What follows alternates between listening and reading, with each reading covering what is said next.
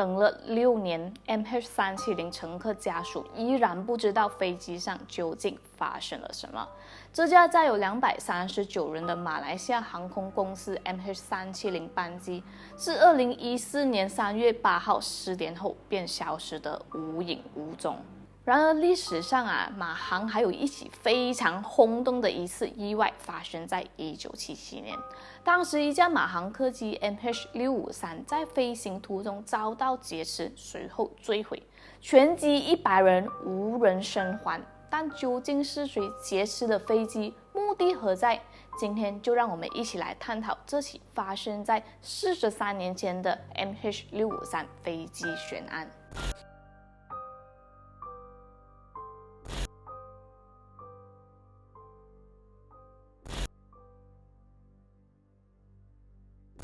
Hello， 大家好，我是美貌与智慧并重的小南。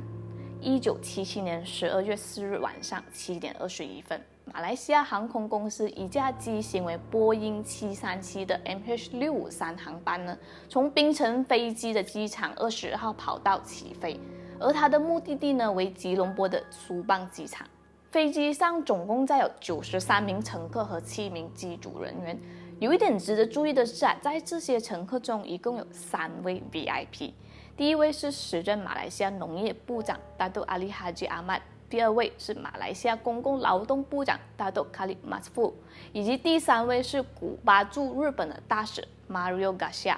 我想当时所有的乘客在登机时都没想到，他们踏上的是一条永远都回不了家的路。在这之前马航从来没有发生过导致人员伤亡的空难，而且根据原本的计划呢 ，MH653 航班应该在苏邦机场33号的跑道降落，但最终还是等不到它的出现。当时这架马航客机是由一名经验丰富的印度机师驾驶。7点21分，也就是起飞33分钟后 ，MH653 来到位于 Selangor Batu Arang 的上空，于是机师开始降低高度，准备在苏邦的机场降落。但就在这时，地面塔台突然接到机组人员的报告，说飞机被劫，飞机被劫。原来 MH653 的班机上出现了一名不明身份的劫机者，因此收到消息的地面塔台立刻通知了有关马来西亚当局。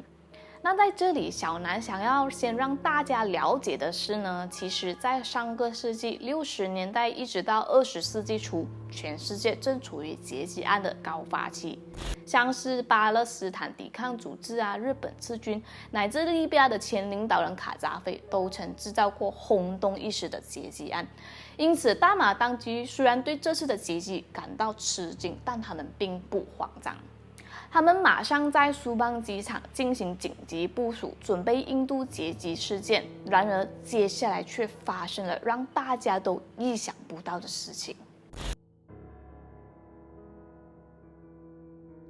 就在机组人员发出劫机警告的几分钟后，机组人员又向地面塔台报告说：“我们现在正前往新加坡。”随即，飞机升到6400米高。不久之后，也就是8点15分 ，MH653 与地面失去了一切的联系，地面塔台再也没有接收到 MH653 班机请求降落的信号。不到半小时的时间，马来西亚柔佛州丹中库邦的当地居民看到一架飞机机头向下，以近乎与地面垂直的角度高速撞入附近的一个沼泽地。巨大的冲击力导致飞机瞬间解体，并发出巨大的爆炸声，形成了熊熊的烈火。事发后，经过确认，这正是失去联系的 MH653。遗憾的是，机上100名乘客以及机组人员全部遇难。警方随后接获消息，来到现场，发现飞机残骸散落多处，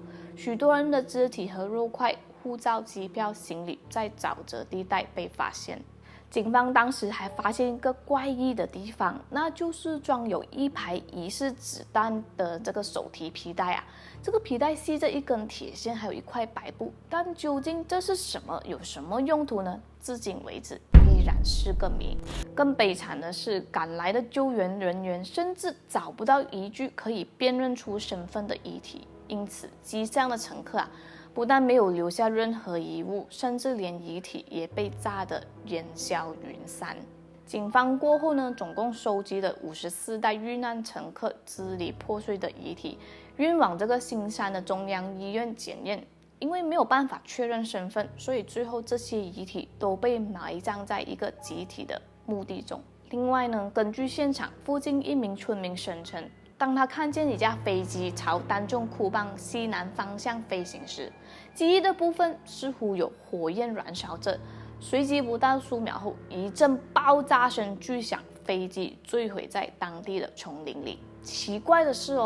当时的机组人员呢，并没有通报机翼着火的事故，而根据另一项消息，被劫机的 MH653 在槟城起飞前，曾经有3名来历不明的亚洲人临时登机。至于他们是在什么情况下登机呢，也是一个谜。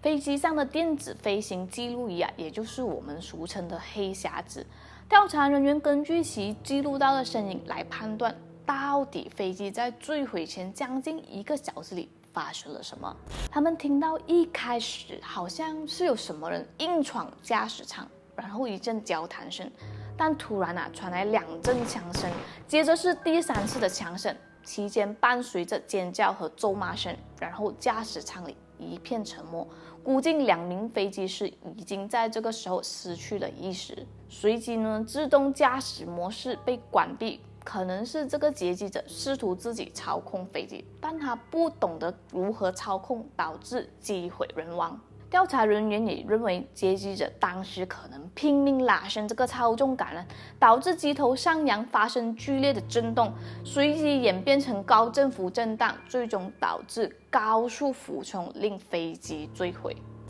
另一个疑点是在这个事故现场呢，调查人员对所有找到的遗体进行了 X 光检查，试图找到用来劫持飞机的武器。但奇怪的是，他们并没有发现一枪一弹。除了找不到劫机者所使用的武器，劫机者身份同样成谜，也不知道他们的劫机目的。虽然有消息说可能跟这个日本赤军有关但有关当局呢也只是猜测，并没有任何实际的证据。由于登上这个 MH653 的乘客中呢有1个日本人，而且黑匣子记录闯入驾驶舱的男子讲的似乎就是日语，所以调查人员怀疑这次的事件是与日本赤军有关了。日本赤军呢是一个恐怖主义的组织，带着推翻日本政府的使命，于1971年组成，并被外国媒体称为劫机的老手。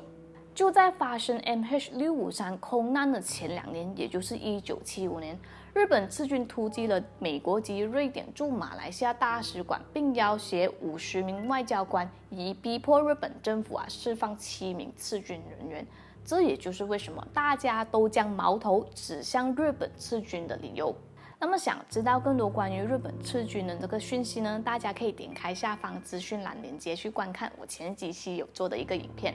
回到 MH653 事故发生的缘由，如果说是日本赤军分子制造了这场空难，也毫不让人意外，因为客机上的乘客以及3名 VIP， 尤其是古巴驻日本大使，都可能让日本赤军有充分的理由劫持这架客机，因为他们可以再次向日本政府提出非分要求，并且期待日本政府再次像之前那样妥协。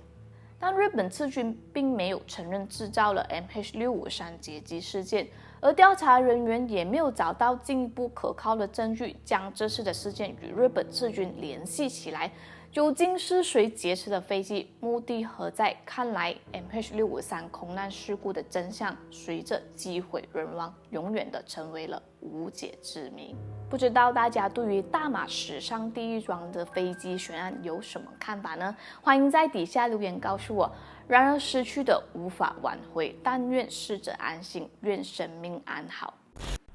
Hello， 大家好，我是美貌与智慧并重的小南。今天小南有一个重大宣布，那就是小南频道要开启会员功能啦！感谢各位观众朋友的支持，让小南的频道达到3万的订阅数了。如果想要继续支持小南说更多精彩的故事给你听，做出更好质量的影片，赶快按按下订阅旁边的加入按钮，成为会员吧。不想加入的观众也不用担心，你还是可以看到小南的奇案故事影片，只需要把影片中的广告看个至少30秒对小南来说也是一种支持了。希望男粉们能继续陪伴我成长哦，爱你们！